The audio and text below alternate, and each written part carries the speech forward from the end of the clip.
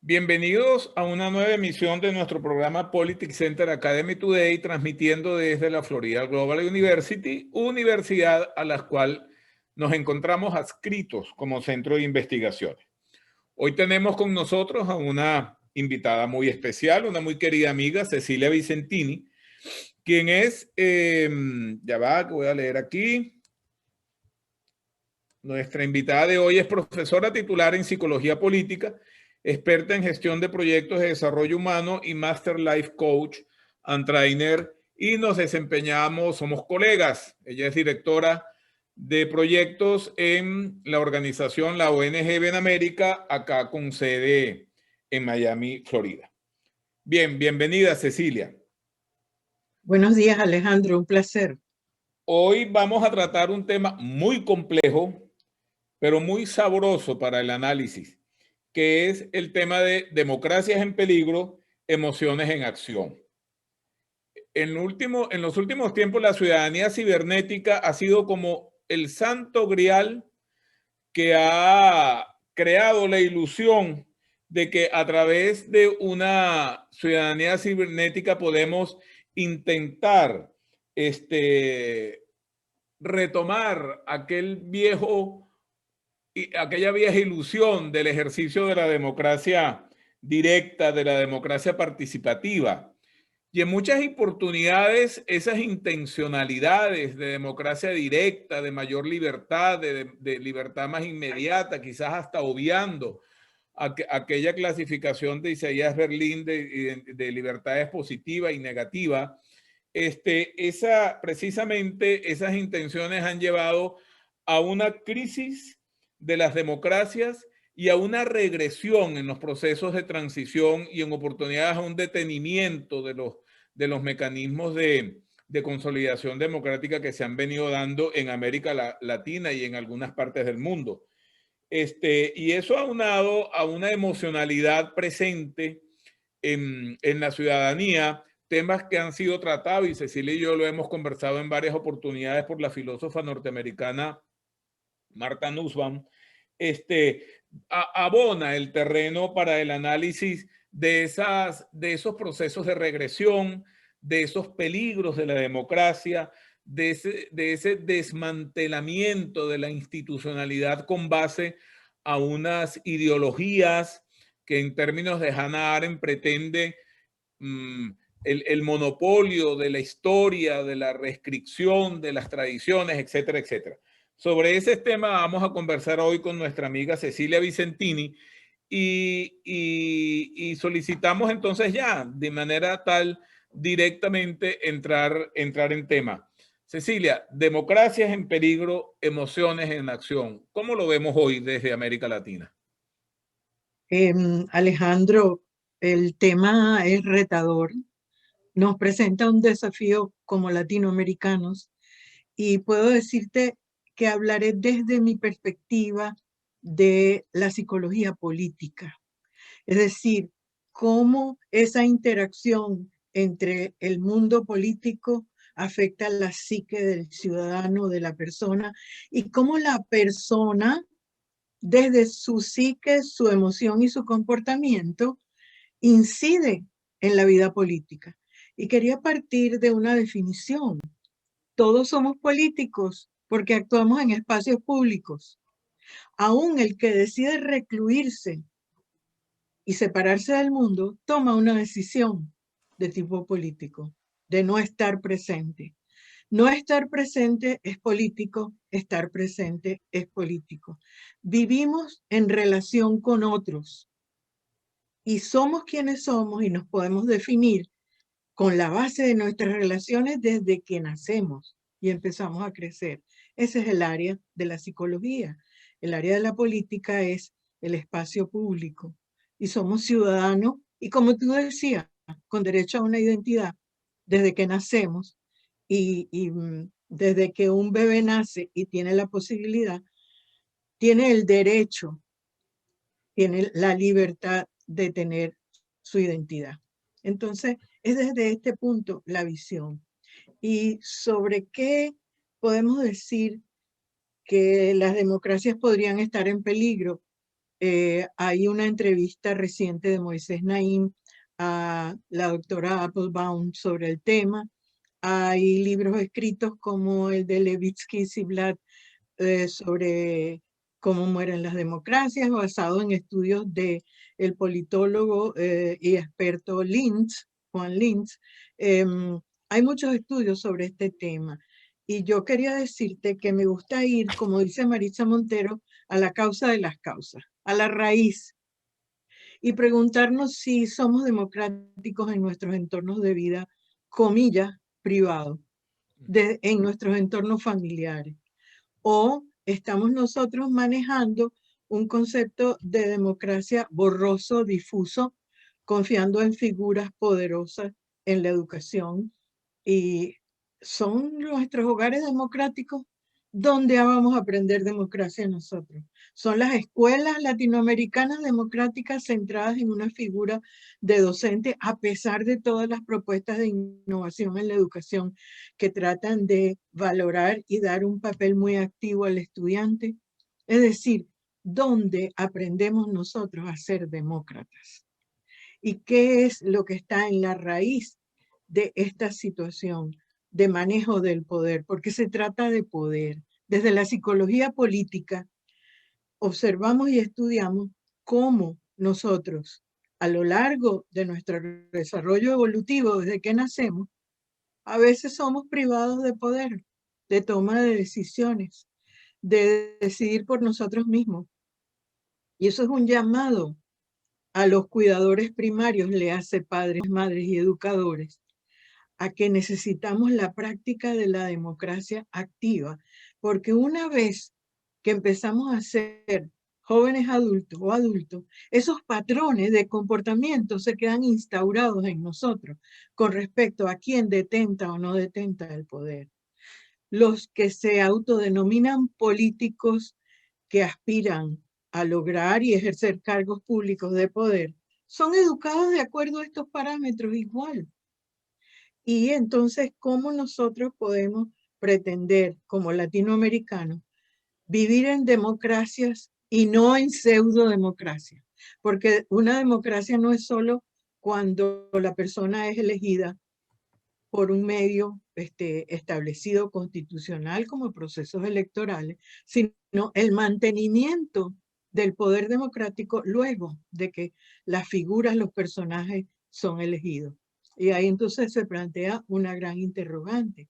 ¿Cómo quien accede al poder puede manejar esos patrones de vida y de desarrollo personal, individual y social carentes de democracia y ser después una persona que promueva y viva la democracia? El acceder a posiciones de poder es un desafío muy grande, porque eso de mandar y que otros obedecen es lo que para muchas personas que no tienen claridad en lo que es la democracia, se convierte en una tentación muy grande. Y entonces hay una especie de falta de delimitación de mi poder personal y el poder político público que ejerzo. Eso es una primera. Sí. Tú has tocado 3 puntos claves, a mi modo de ver. La esfera de lo público, ¿verdad? Que es donde, primero, es el espacio de la pluralidad, es el espacio donde nos reconocemos como iguales, como diferentes, etcétera, que es el fundamento de la democracia y de la interrelación entre nosotros mismos. Y hablas de una psiqui política existente en ese espacio público, lo cual es absolutamente cierto desde Aristóteles para acá, pues. Y allí, siguiendo a Hannah Arendt, sabes que yo soy un fanático de Hannah Arendt, siguiendo a Hannah Arendt, pues en ese espacio público se dan 2 cosas, que es lo que nos permite el actus politicum, que es la acción, por una parte, que es donde nos descubrimos como ciudadanos, etcétera, y el discurso, que es el que nos permite comunicar, por supuesto. En regímenes autoritarios, como bien tú has venido abonando, cada vez los regímenes autoritarios pretenden que ese espacio público sea abandonado, que nos refugiemos en el espacio de la necesidad y la satisfacción mínima de necesidades biológicas básicas, ¿verdad? De manera tal que no tengamos acceso a ese espacio público que es el espacio de lo político y en donde ahí viene la segunda parte de lo que estás proponiendo de manera brillante, que es el ejercicio del poder y donde se ejerce el poder. Nuevamente vamos a Arendt. Arendt desarrolla una concepción, no digamos como que complementaria de poder. Aquella concepción weberiana del dominio a través del poder, ella aporta una concepción complementaria que dice que el poder necesariamente se basa en acuerdos y que el ejercicio del poder no es otra cosa que una evolución de los acuerdos sociales que legitiman el ejercicio del poder, es decir, el acuerdo entre los ciudadanos para legitimar entonces un dominio. Entonces ahí Así es. se pega con Weber. Desde esa concepción, desde esa idea que has venido desarrollando, ¿cómo se inserta la psiquis, la emoción del ciudadano individual? Porque las emociones colectivas ya eso es otra cosa, en términos de Ortega y Gasset, que dice que una racionalidad colectiva no es una suma de racionalidades individuales. Pero esa racionalidad individual, ¿cómo se puede insertar en esos dos aspectos? En el ejercicio de acción y discurso en el ámbito político y por otra parte en las iniciativas de evolución y construcción de consensos que legitimen sucesivamente el ejercicio del poder. Te puedo responder con dos perspectivas que se pueden integrar y que el hecho de que no se integren es la causa de que como ciudadano, como persona, a veces caemos presos de una ceguera política. Correcto. En la toma de decisiones. La primera perspectiva es el de la neurociencia de relación entre la racionalidad y la emoción. Muchos de los regímenes no democráticos usan el mundo emocional para el mantenimiento del poder, la adhesión de simpatizantes, el fanatismo. Y emocionan, hacen ofertas que están seguros que no van a cumplir. Sin embargo, la emoción me acerca al personaje, que me niego a llamarlo líder, porque tengo un concepto muy alto de líder, y cuando el personaje no es democrático, no es líder. Pero eso es otro tema para otro momento. Entonces, si yo genero una emoción grande en ti, la adhesión pues crece. Ahora, ¿quién se pregunta por qué entonces el uso de la emoción, de promesas que sabes que no vas a cumplir, genera esta adhesión? Pero hay otra cosa en la cual yo reconozco que Hugo Chávez era un experto. Hugo Chávez te hacía sentir cerca de él como persona. Las personas excluidas, las personas con una vida de poca participación, con una vida de carencia, con una vida privada de libertad, en términos justamente de Nussbaum y de Amartya Sen, con privaciones a sus libertades, que puedo mencionar una chiquita, la incapacidad de ser bancarizado, por ejemplo, pero tampoco voy por allí. Ese tipo de personas, al oír que el otro es cercano a él y que habla su lenguaje, pues hay una adhesión. Y por eso entonces apoyo, aunque no me cuestiono que ese liderazgo pueda ser no democrático. Entonces, cuando hay esa conexión emocional, porque estoy tan emocionada que el otro me representa, y el personaje, pues la psicología política tiene que preguntarse el por qué, y el por qué está en la carencia de desarrollo de patrones democráticos desde que nacemos. Y de ahí al fanatismo, Cecilia. Claro, por ejemplo. Claro. Bueno, el fanatismo también está relacionado con la pertenencia y la identificación a un grupo determinado. Y en eso Tafel es experto. Pero es que esto, como tú dijiste, es un problema complejo, pero no complicado. Es complejo, en el sentido de la complejidad por el tejido de factores que originan un comportamiento no democrático, en personajes y en seguidores. Sí. La otra emoción es el uso del miedo. si no te adhieres a mis planteamientos, si no votas por mí, oye, tú no sabes lo que te puede pasar. O te puedes Ah, perder. vas a hacer la catástrofe, vas a perder. Entonces, entre emocionar, porque me parezco a ti, tú te pareces a mí y somos iguales, y usar el miedo, se manejan esas emociones, que es la segunda parte que tú le pusiste al título de nuestro encuentro de hoy. Ahora hay una visión, como te dije, la otra perspectiva. Esta es más una perspectiva individual, ciudadana, y quería cerrar esta primera perspectiva con algo que oí en un programa de radio. No fue que me lo contaron. Yo iba para mi trabajo en Venezuela y de pronto oí esos programas que tenía Hugo Chávez con, con la gente. Aunque fuese ya preparado, porque también me consta que a veces que se preparaba. Una persona desde el estado Lara, y no quiero decir la población para no ser más específica, le dijo: contigo y sin empleo, contigo me resteo. Es decir, estoy tan emocionado de que me des voz, de que tú me hayas hecho visible cuando antes yo me sentía invisible. Y esto es una alerta a las pseudodemocracias. Entonces, que estoy contigo, no importa qué, así no tenga empleo. Eso como para cierre de la primera perspectiva, desde el mundo emocional, los descubrimientos del funcionamiento del cerebro, como la neurociencia nos los está poniendo desde hace más de 12, 15 años. Sí. La otra perspectiva tiene que ver con lo que Giorgio Agamben, como filósofo italiano, habla de lo que es biopolítica, relacionado con el biopoder.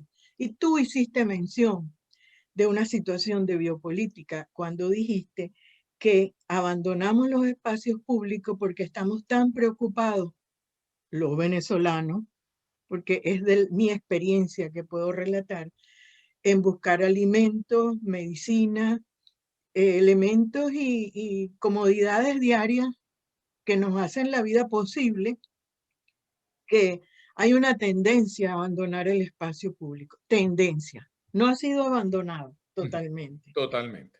Y con esto quiero decir que todas esas frases de que hemos perdido el país, el otro día leí un artículo, ay, perdóname la emoción, que nos han robado el alma. ¿Cómo es posible que alguien se atreva a decir que no, a los venezolanos nos han robado el alma? Eso no es verdad, eso no es cierto. El hecho de que haya depresión individual y social no significa que los venezolanos no tengamos alma. Bueno, el uso de la biopolítica, definido como ejercer poder sobre el cuerpo humano, porque cuando no tengo medicina y cuando no hay una política pública que me facilite medicina, y cuando la política pública ha hecho difícil que yo con mi actividad laboral individual pueda acceder a alimentos O la y política acceder. pública esté parcializada, esté restringida a quienes me apoyan y demuestra Fíjate, que me pero apoya y entonces eres beneficiado. eso tampoco es tan así. Por eso es que es complejo, porque hay como una especie de secuencia donde no me preparo para, es decir, yo soy un político que aspira al poder y llego, pero no estoy preparado para la gerencia pública. Cuando la gerencia pública se vuelve endémicamente ineficiente, llega un momento en que la población no aguanta más y cualquier encantador de serpientes o flautista de Hamelin que vaya, encuentra seguidores, porque con tal de que haya un cambio, no importa con quién. Sí. Entonces no es solo el hecho de que sea adrede, sino que hay una tradición de políticas públicas ciegas, ineficientes, poco participativas. Le hace entonces que no producen apropiación de la gente, y cuando la gente no se apropia de las acciones que necesita para la vida diaria, no hay desarrollo y no hay libertad. Y ese es el planteamiento de Marta Nussbaum que tú mencionaste y de Amartya Sen. Por eso se gana el Premio Nobel de Economía.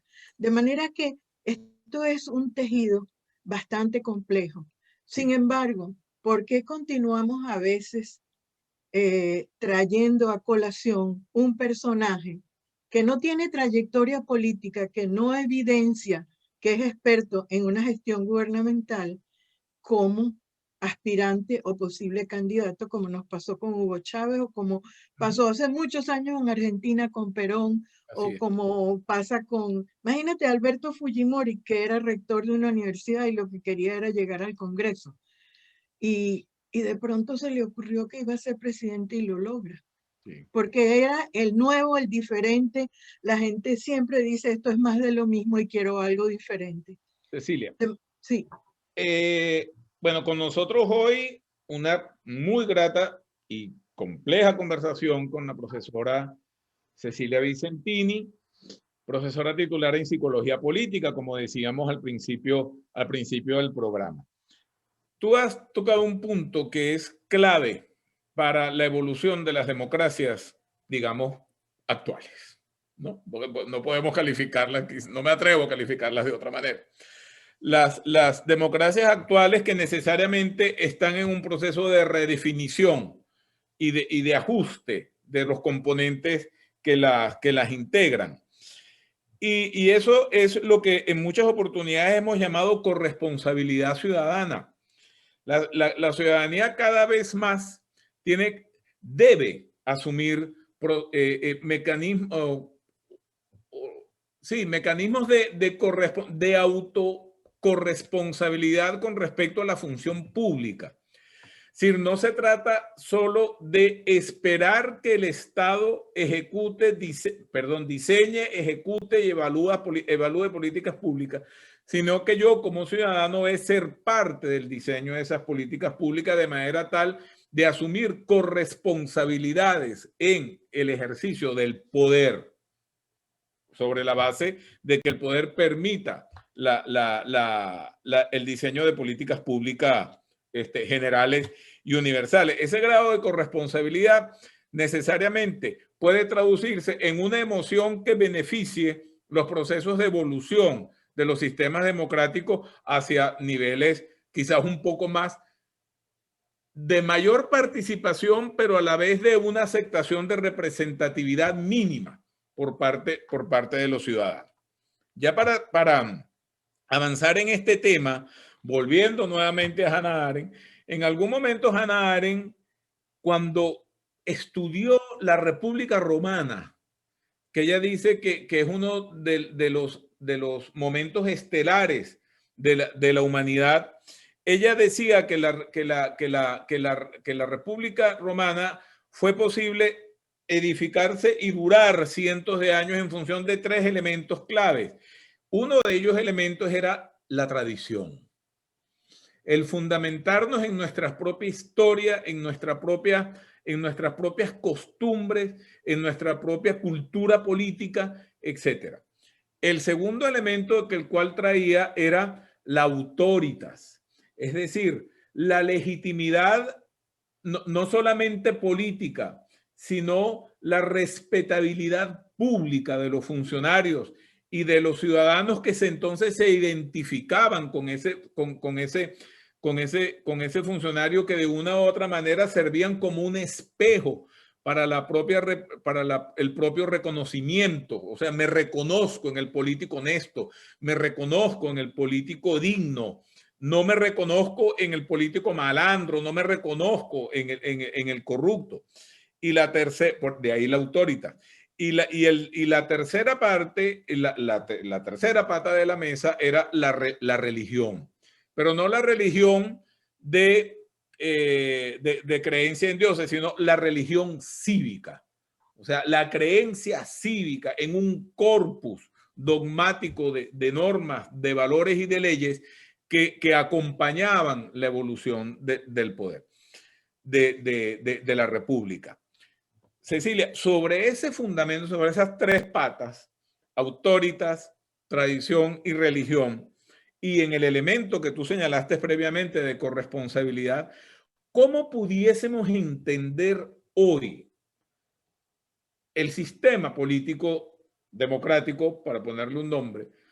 Bueno, el sistema político democrático en América Latina, en el mundo en general, porque las problemáticas que está teniendo ahorita España, las problemáticas que está teniendo ahorita Hungría, las problemáticas que de una u otra manera tuvo hace poco Inglaterra, van hacia eso. O sea, cómo se comporta el sistema político sobre la base de esos elementos de corresponsabilidad, de tradición, de autoridad y de religión ciudadana. Oye, bien interesante. Quería decirte y comenzar por la siguiente. Ya para finalizar, Exacto. Un antiguo decano que, bueno, ya está en otro plano de existencia, llamado Humberto Naheim, decano de Ciencias Políticas. Un día yo hablé de democracia y me dijo, ¿y tú hablas de democracia como si todas fueran iguales? ¿Cuál democracia? ¿De cuál me estás hablando? ¿De la europea, la norteamericana, la latinoamericana? Y porque no puedes ponerlas todas bajo un título. Ese es un punto. El otro punto es que indudablemente la civilización nuestra, hablo por la occidental, yo no puedo hablar sino por la que tengo la arrogancia de decir que conozco, porque es arrogancia. Pues definitivamente tiene muchas áreas que están caducas y que nosotros necesitamos personajes, líderes, ahí sí, que tengan el coraje de hacer propuestas de nueva civilización. ¿Pero quién? ¿Latinoamericanos todos juntos? Si podría decir de una manera triste, nosotros los venezolanos no somos capaces de ponernos de acuerdo. Entonces, valorar para esas tres patas que tú me has mencionado, el tema de que la democracia debe ser dialógica, debe ser promotora de encuentros para lograr acuerdos entre los que se consideran opuestos. Claro. Porque la labor de un líder, que ahora sí es líder, es encontrar un marco de referencia que pueda incluir a los que se consideran opuestos. Claro. Si en Venezuela ahorita encontrásemos esto, podríamos hacerlo. Pero ¿qué es la tradición y la democracia, que fue el primer componente? Seguir parámetros establecidos de la tradición me da mucha seguridad. ¿Cómo hago yo ante una civilización que necesita, no digo yo renovarse, que necesita una nueva propuesta? Y por ahí no me voy con ninguna de las propuestas existentes. Esa propuesta no existe hoy día, para que no vaya a recibir yo el calificativo de X o Z. Pero necesitamos una renovación de todo lo que conocemos como democracia. Y eso tiene que comenzar en las escuelas y en los hogares, realmente. Y los dos últimos puntos. El concepto de autoritas legítimo también está cuestionado, está fragilizado. Es un concepto en el cual hoy día hay mucha desconfianza. Y religar, como la definición de una religión cívica, puede ser el camino.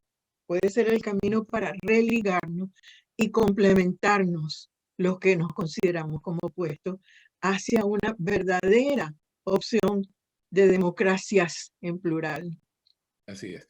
Bien, hemos llegado al fin. Lamentablemente hemos llegado al final del programa porque, como ustedes se darán cuenta, queda mucha madeja por pasar, queda mucho hilo por hilar y por deshilar para podernos acercar a una complejidad tan grande como es la verificación de los peligros de la democracia y cómo las emociones, en positivo o en negativo, impactan esa evolución de los sistemas democráticos en plural, ¿verdad? No solamente en América Latina, en Europa, en África, en Asia, sino también otros apellidos, democracia liberal, participativa, en fin, una complejidad de aspectos y mundos que permiten entonces, porque eso también tiene una visión en positivo que nos permite aproximarnos a la problemática desde variadas perspectivas y desde variadas posibilidades.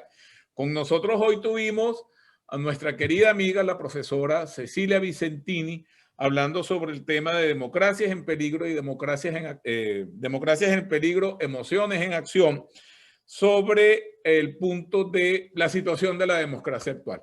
Seguramente vamos a invitar a Cecilia Vicentini a seguir hablando sobre estos temas y sobre otros temas apasionantes en un futuro muy, muy cercano. Y le agradecemos a todos su audiencia, esperándolos próximamente para una nueva emisión de nuestro programa Politics Center Academy Today. Muchísimas gracias y un gran saludo, y muchas gracias, Cecilia, por aceptar nuestra invitación. Realmente fue un gran gusto. Gracias.